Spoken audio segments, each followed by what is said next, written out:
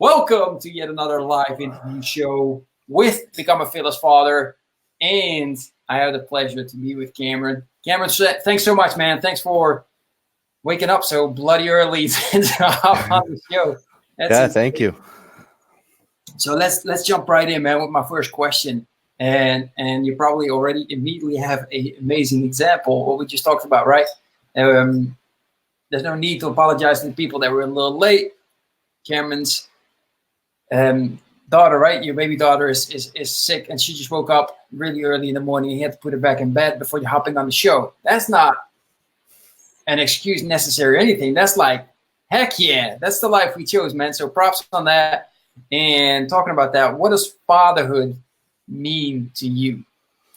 Fatherhood to me is just like being a really good example to our kids, and giving them guidance on how to kind of live your everyday life, and making sure that they're going to turn out to be decent people in the end of the day, as they grow up.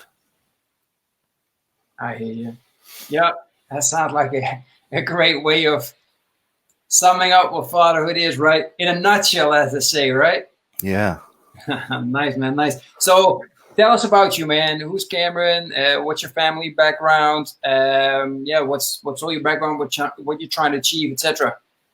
Sure. So after high school, I went into the military, and I served in the Navy for 6 years. I worked in nuclear power.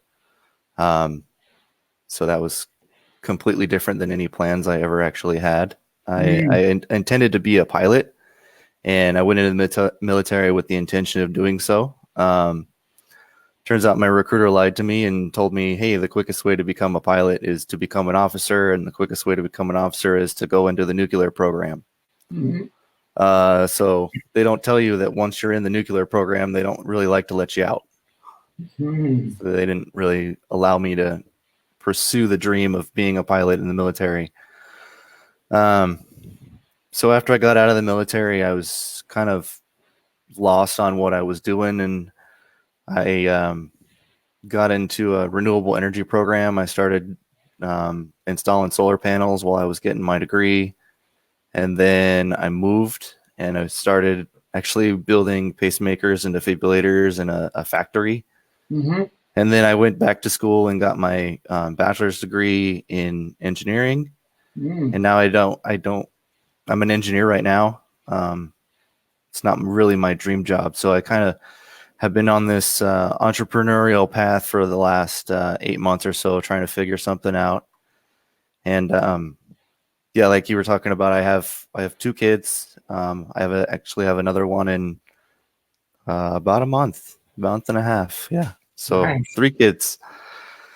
I have 2.75 kids, a dog, a house, a couple cars, and I'm working for somebody else 40 hours a week, but I'm also commuting an hour each way each day. So that adds on 2 hours, and it kind of grinds on you,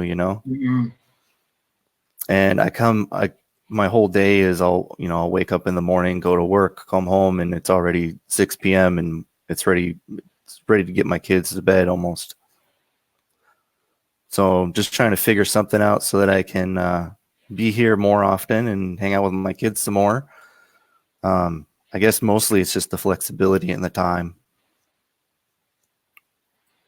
Yeah, absolutely. I can understand that. I appreciate you sharing that. That's one of the first bigger struggles, right? We encounter as soon as we become dads and we have a 9-to-5. That was my biggest one. But I didn't really like my that. wife actually pointed out the other day that this is the first time I've ever had like a legitimate 9-to-5 job. All right. Which is kind of weird considering everything. Yeah, absolutely. Well, see, we also have to do what we have to do, right? So we got to make sure everybody get fed, right? So everybody's their basic needs. But it's good you're taking that step within yourself to say, look, man, I see that this is not working. I'm not the father that I want to be for my kids, right? I'm just providing, making sure that they eat. However, there's more to it than that, as you just explained. What father? Yeah, definitely. Yeah, that's great, man. I'm glad to hear that you're taking that journey. It's a rush. It's hard, but it's a rush. Yeah. I'm sure that it's gonna pay off in the end. It'll totally be worth it.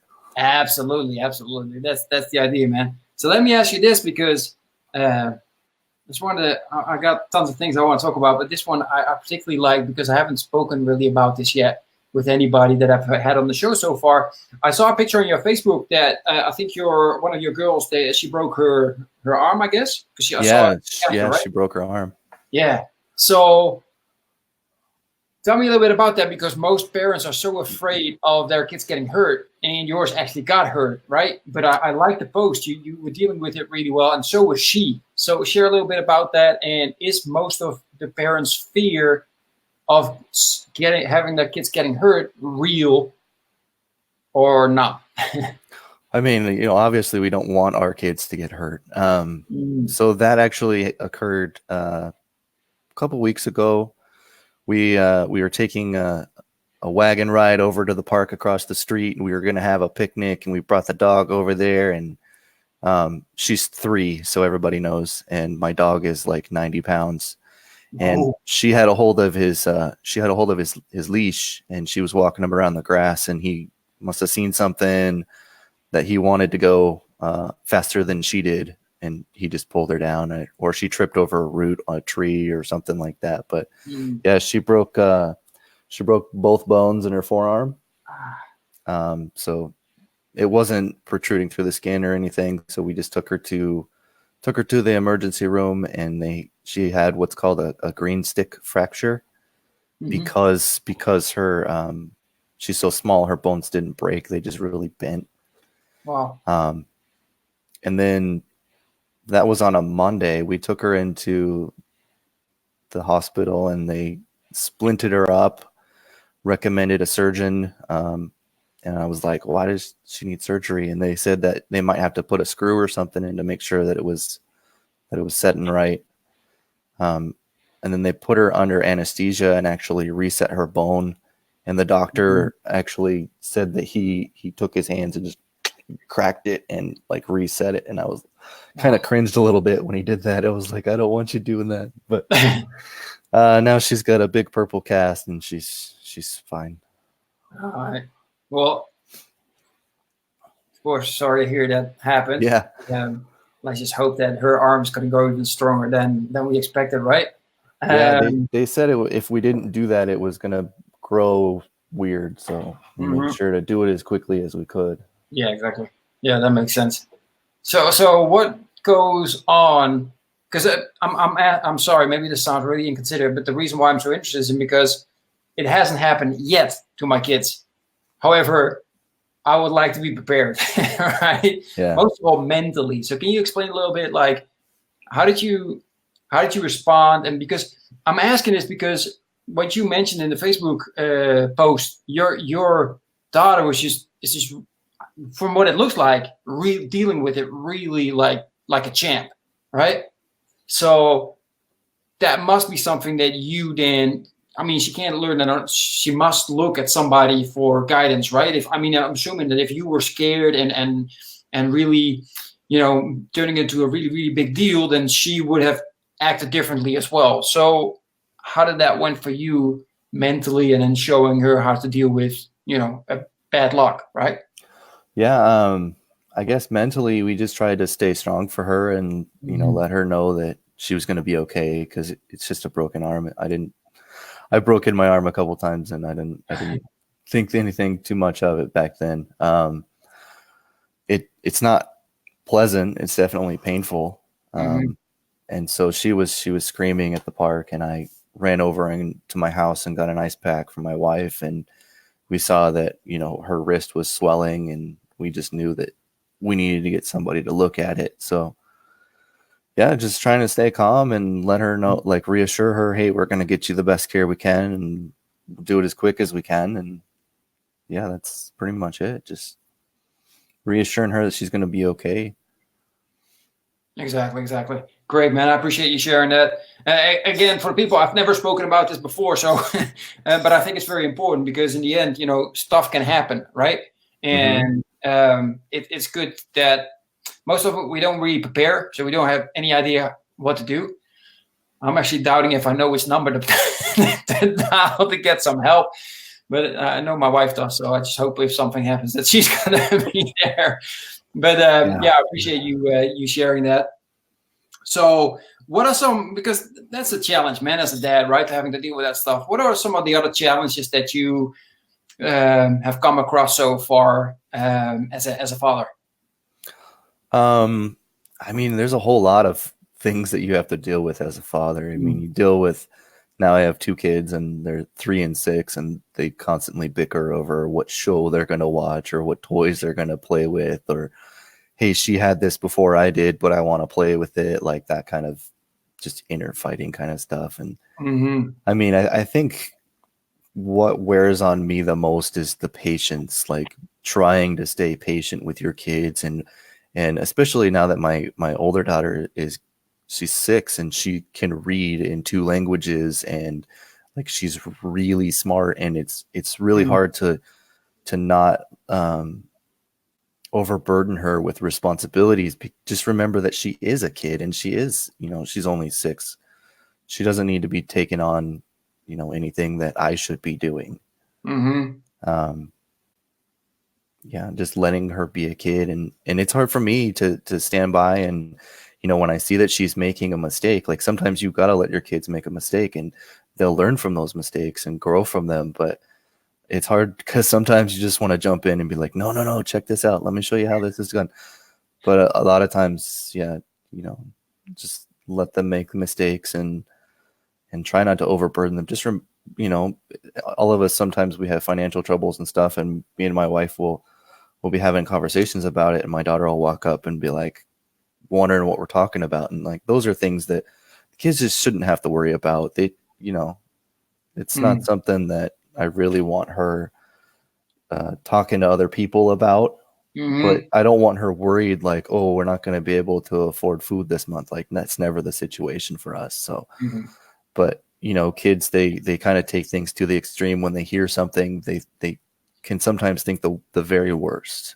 And I think it's important to make sure that she knows everything's going to be okay.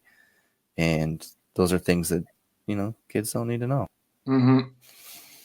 Exactly. Yeah. And as people can't see me because I flip away, and when you're talking, I make sure that they can see you. But I started smiling and laughing a little bit when you said, like, it's so hard. It is so hard to see your kids make mistakes, right? And hold back and let them make it. If they make the mistake, then pick them up. And one of the things that we were struggling with was our son is starting to learn how to write. And he spelled things wrong. He miswritten a letter or whatever it is, right? And then you pointed out after the fact that it happened. Man, our son explodes. He's 5, man. He explodes. He's like, ah! It's like, dude, it's okay to make mistakes, man. Don't worry about it. You're going to make more mistakes. Ooh, wrong answer. More crying, more going crazy. It's like, oh, man, I know, man. I would have loved to take all the, keep you safe and make sure that you don't make any mistakes. But yeah, as you said, it's so important, right? Yeah. So talking about mistakes, man, what does making mistakes mean for you personally? For me personally, whenever I set out to do a goal or a task, I try and do it to the best of my abilities. And I mean, I'm pretty straight arrow kind of guy. Like, there's my goal. That's what I'm running for. And if I deviate from that, then I think that that's kind of, could be, I made a mistake and that's why I'm not where I need to be. And sometimes, I'm really hard on myself of, oh man, we were so close, but we didn't but I think that, that kind of beats me down a little bit personally. Maybe it's a character flaw. I don't know. Yeah, I just feel like, I don't know. All right. I appreciate you sharing that. So, as we see our kids make their mistakes, right, we also have to deal, because you mentioned something earlier that's very powerful, is saying like, look, man, they look at us, right? What we show is what they do, right? So the way they see us handle mistakes is probably the way they're going to handle dealing with mistakes, instead of us telling them like, no, man, you should make tons of mistakes. It's great for you to learn. And then at the same time, you're making mistakes. You're like, shit, no, I made a mistake. And you're getting all crazy, Yeah. which happened to me a lot in the beginning. And I was wondering why my kid was acting up like that. Like, why is he doing? Now it clicks, right? So Yeah. perfect moments. I'm also wondering, man, because you mentioned, for example, and this is some of the things that happen in this house as well with a 5 and a 3-year-old.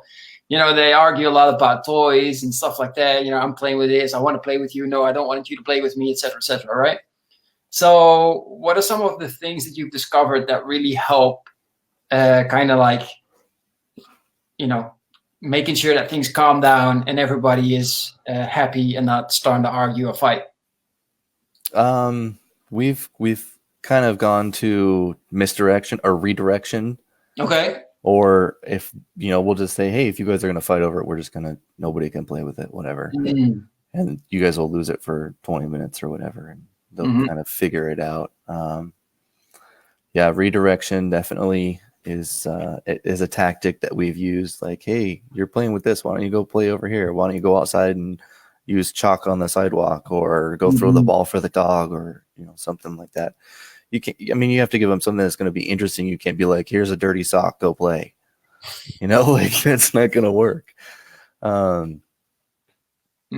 But it's it's a balance. You gotta your kids fight, and you got to figure out which one started it, and I don't know, it's kind of hard to decipher that thing. And it's especially hard having two kids of different ages, because sometimes you feel like the older one kind of gets the short end of the stick sometimes, but then you have to remind, like, we do other things for our kid and let her know, like, hey, you are important. Like, we have periodically we'll do like date nights, so like we'll take our older daughter out, me and her one-on-one, or my wife and her one-on-one, and we'll go out and have a good night, go out and get some tea, or go take her to the park or whatever, let her have some ice cream or something, just one-on-one time, and just kind of let her know that she is important. And sometimes she does get the short end of the stick, and we realize that because it's easier for her to understand. She's at that mental state where she can understand things a little bit better. So just trying to maintain that balance between the kids and letting them know that they are both important is definitely something that we try and do. Yeah, that's great advice. I also liked you reminding me of, the one-on-one dating with just one kid. That's very important. And it's funny, yeah, my youngest one keeps winning. I mean, he keeps wailing on the older one. I got 2 boys, so they're wailing on each other. And the older one, yeah, he's in the state already where it's like, yeah, if I hit you, then you're gonna be crying, so don't do that. But the youngest one, man, it's like he doesn't know it, and she him coming like, wow, and they're like, dude. Exactly. Yeah, the younger ones are definitely bruisers sometimes. My younger one's the mover. She's climbing on things. She's trying to do somersaults in your lap on the couch, and she's like dive bombing off the bed onto pillows and stuff. You're just like, you're gonna get hurt or hurt somebody. Like, knock it off. Yeah, I hear you. I absolutely hear you. Yeah, I keep having discussions with other parents around here. It's like, why is the second one so absolutely crazy than the first one? But we're hoping the third one brings balance. Nice mix between the two, and then they'll kind of, everything will gel together, and everybody will fall into their spot where everything belongs.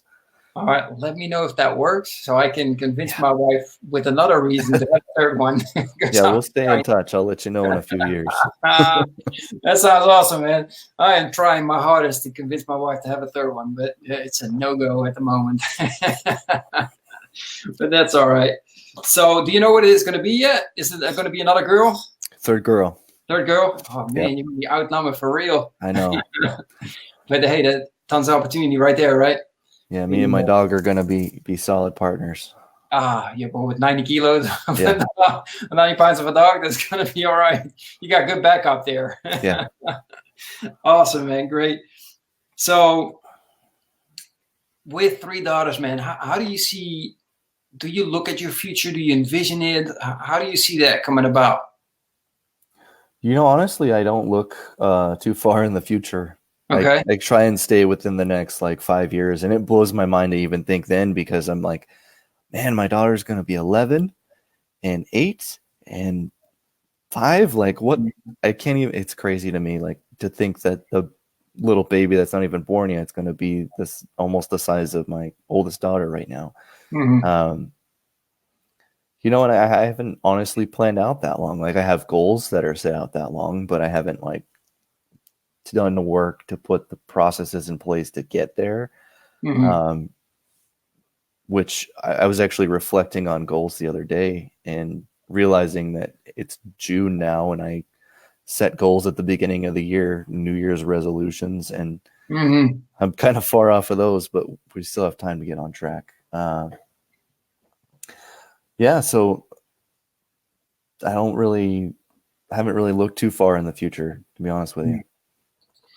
No, but I understand. It's like, wow, 5 years already. Wow, they're going to be like, Yeah, oh, and it's hard for me to look into the future right now, especially because I'm still working as an engineer. I'm working my 9 to 5, and part of the reason that I was looking for opportunities to do different work is like I said, I was commuting. I commute 2 hours a day. Mm-hmm. I'm like, man, I have 2 hours on the bus. Like, I should be able to make money somehow. Like, there's got to be something that I can do. And then, so we'll see. We'll see. I hear you. Yeah, absolutely. What's your one of your biggest fears thinking of your kids growing up? Failure. Mm-hmm. Like, to me, just not living up to my own standards, which is a tough one because it's definitely something that I've dealt with a long time, is, failure. And um, I want to be able to show them that doing things that's uncomfortable helps you to grow.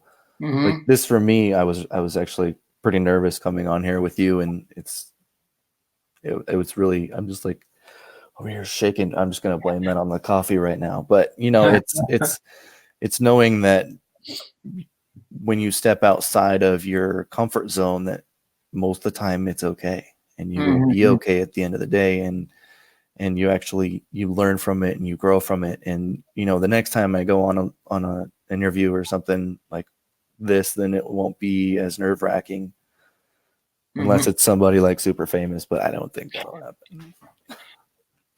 All right. So one, that it will happen. I'll tell you right now. Well, I just mean the very next one. It's not going to be Yeah, like who knows, man? Tony Robbins or something, I hear what you're saying. Shoot, I am super famous, by the way. No, I'm kidding.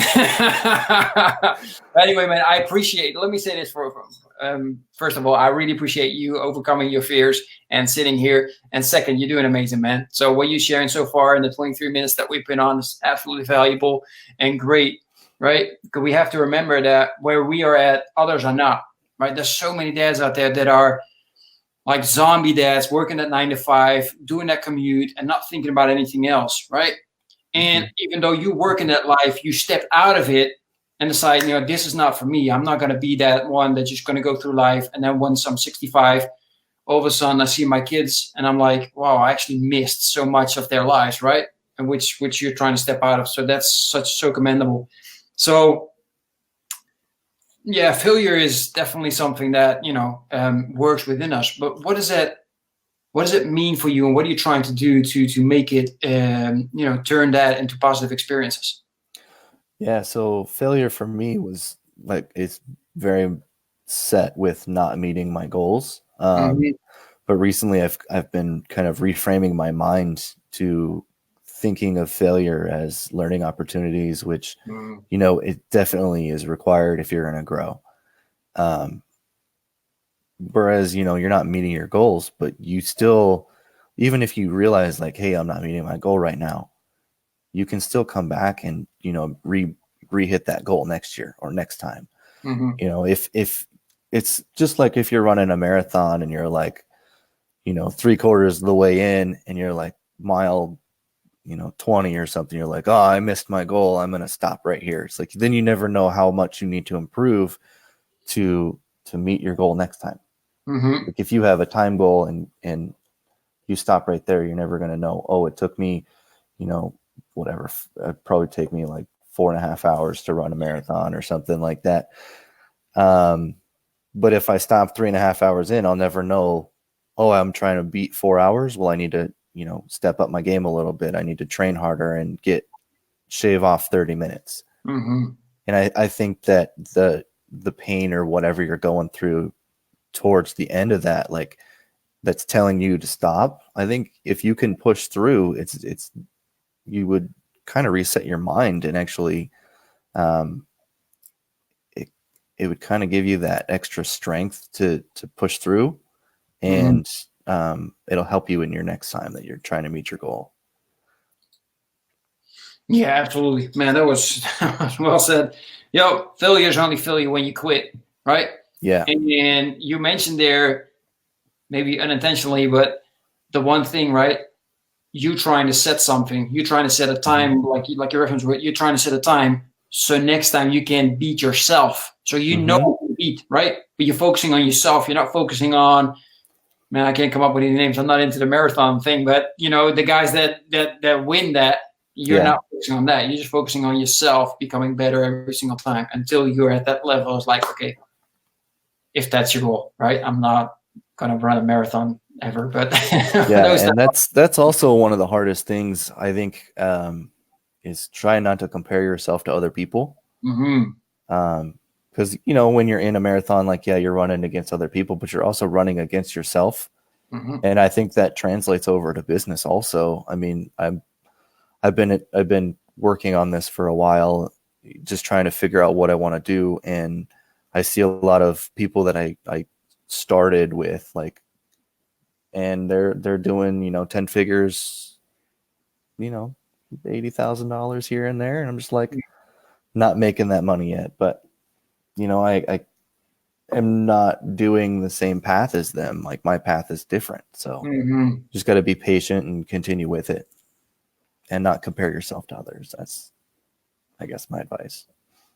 And great advice it is. Plus, of course, the disadvantage, because most of us see those people on Facebook and other social media, and not all of it is true. That's true, yeah, but there's a lot of people that are doing pretty well. Oh yeah, there's some that are doing absolutely amazing and rocking it, and man, we just should be celebrating them. But I think was that you that posted about that as well? It's hard for me to actually celebrate what they're doing. Yeah, it is hard, and I think I mentioned in that post that you see all these people that are doing really well, and you're still trying to find your way, and it's hard to not compare yourself. One of the things also that you mentioned, right? You set your goals and then you don't make it, so it's always that thing of goal versus journey. Now, with the experience that you had of what you've been doing so far in the 8 months, what's your view now in regards to goal and the journey towards reaching the goal? That's a good question. I think one of the stories that I often come back to is, you hear of people that set goals and they miss their goals, and then what do they do the next year and whatever.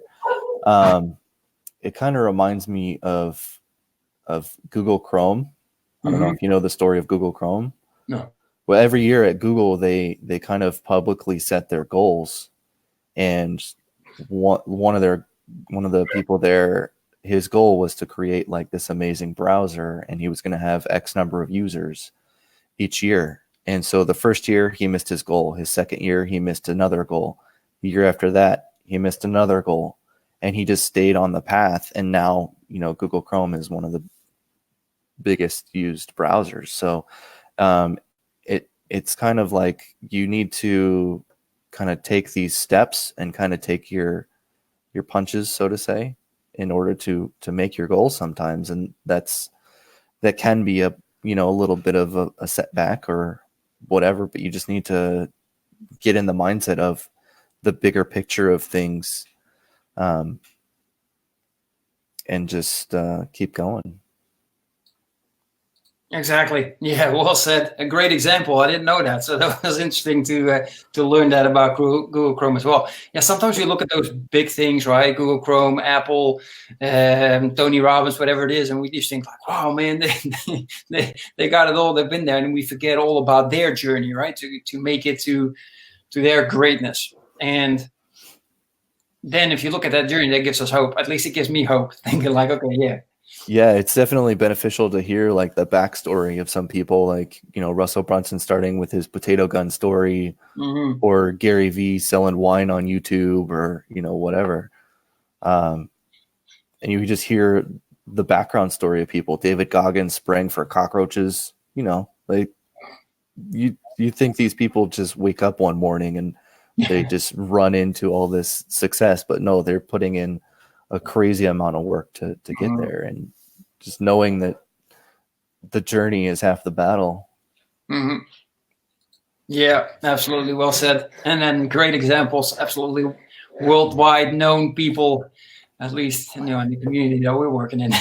Yeah. So that's great, man. Man, I got two more questions for you. And one of them is, you know, you got two daughters now, one's coming up. And so the house is crazy. It's going to be more crazy. You know, how are you making sure that you keep connecting with your wife?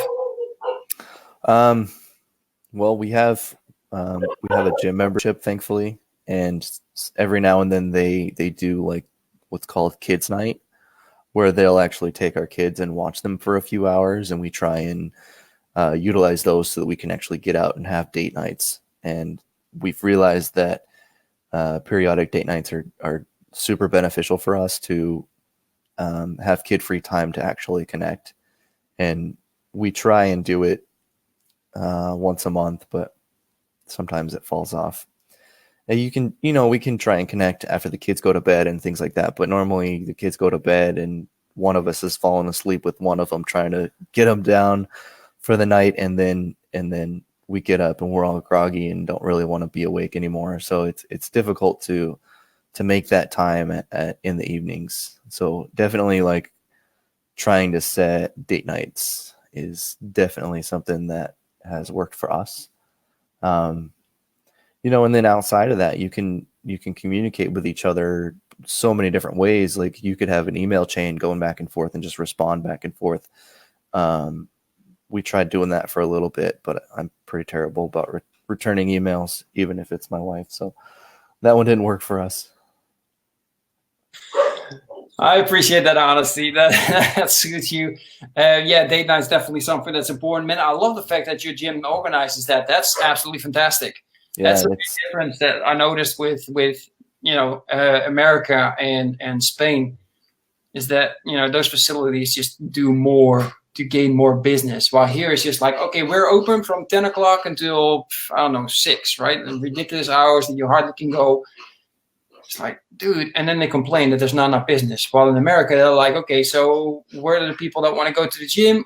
Parents, of course. Let's organize something where we can take care of the kids and they can go to the gym. That's freaking brilliant. Yeah, right? so that every day they'll actually watch our kids for 2 hours so we can get workouts in and things like that, which is crazy helpful. That's so awesome. Just making time to get to the gym is hard enough, and then, you know, having to deal with if my kids are going to be there or not is another challenge. So just taking away that extra barrier definitely is helpful. Yeah, absolutely. And taking care of your health as a father and as a mother is so important. So yeah, I hope my dogs in the background aren't bothering too much. They don't like strange men coming into my house, which is a good thing, but Yeah. it's interrupting a little bit. So great, man. So let me ask you, because, you know, you mentioned, like, I'm on this journey right now for 8 months, and I'm trying to work on that, improving yourself. You're following and learning about podcasting, for example. I'm wondering, are you reading a lot as well to catch up on that and improve your mind? And if so, what are the things that you're reading that you can recommend? Unfortunately, I haven't done enough, like a lot of reading. I do listen to a lot of audiobooks, but Okay. I consume a lot of content, like people going live. I watch a lot of live videos. I can listen to them while I'm at work. I don't get bothered very much. Hold on, let me pull up my list of books that are on my phone here. I'll show you what if it loads up. No, it's not loading up. So I'm listening to a book that's called "I Hope I Screw This Up." Okay. Interesting title. He's a stand-up comedian he's writing a book, and he's really afraid about it. And he talks about his mental process about how he is having all these barriers and blocks of writing the book, and how he's like 200 words into the book and he's like, this feels like 20,000 words and I don't think I can do this. It's going to be a terrible book. You should probably stop listening to it now. But then like he just talks about overcoming the mental blocks that he's going through, and it's really helpful. I also have it's loading up now. Tony Robbins, Awaken the Giant Within. Yeah, good book.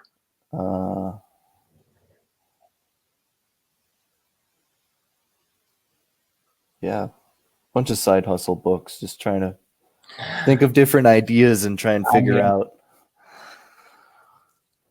Yeah, get the juice flowing, get the creative juice flowing through the brain to come up with that perfect niche that works for you, and to take those next steps. Yeah, I can hear you. I appreciate that.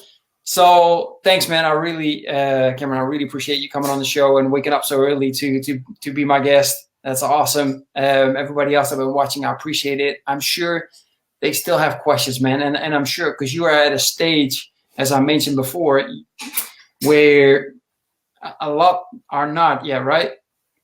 And I'm sure that they want to see how you grow. How can they follow you? Maybe they have some extra questions for you. I have my personal Facebook profile. I don't have very many outlets for following me right now. I am starting my podcast. That's actually called My Renegade Mind. That'll be coming up pretty soon. Don't know exactly when I'm going to launch that yet, but once I get some episodes under the belt, we'll definitely have that up and running. I'll probably start a Facebook group for that also, just so people can connect with me. So I guess My Renegade Mind. Yeah, that'll be a good spot. Nice. What's it gonna be about? Do you have any ideas yet? What you're gonna be talking about? What you're trying to do? A lot of it's about just the journey of becoming an entrepreneur and the things that overcoming the things in your mind, like being able to set goals and knowing that if you don't make your goal, that it's not the end of the game. Like you can keep going. And there's a lot of things that we deal with as entrepreneurs. I don't know about you, but for me personally, it's been kind of a roller coaster of emotions. There's a lot of ups and downs and loneliness, anxiety, depression, like that kind of stuff. And, those are things that a lot of people, they don't really address or talk about. I mean, they kind of like glaze the surface of it. And I hope to kind of dive in a bit deeper and talk to people and see, when I do interviews, I'm going to be asking questions like, how did you overcome this? And, what was your biggest challenges, your biggest fears, that sort of stuff. Awesome, man. Yeah, that's definitely something that's important to share with people that think that being an entrepreneur is the dream life. Yeah. I just saw somebody putting a post up saying, I was working a 9 to 5, so 40 hours a week. And now I'm an entrepreneur and now I'm working 80 hours a week. Yeah, exactly. Oh, that's not the dream life. But anyway, so great, man. I appreciate you sharing that. Best of luck with setting up the podcast, and let us know when it's live. We'll be happy to share it with everybody else that's been watching. And the people that have been watching, thank you. I appreciate you all. We'll be going live again in about 5 hours for my 5th one today. And everybody enjoy it. Take care. Bye-bye. Are you still meeting up with your friends now that you're a father? Kids making you stress out. You got no time for yourself to work out, read, or relax. Can you still remember the time you were hanging out with your friends, feeling energetic, happy, and confident? Spending time together and talking about your life and your crazy dreams. You're feeling alone now, don't you? No one to share your challenges with, and you're just running around from one storm into the next. Well, it's time to change this now. Join me and the Brotherhood of Fearless Fathers to speak on a weekly basis with like-minded dads to crush your challenges, face your fears with determination, be held accountable, and regain control of your life. If you want to become the hero your family needs you to be, then go to becomeafearlessfather.com/brotherhood. I'm looking forward to seeing you on one of our next calls.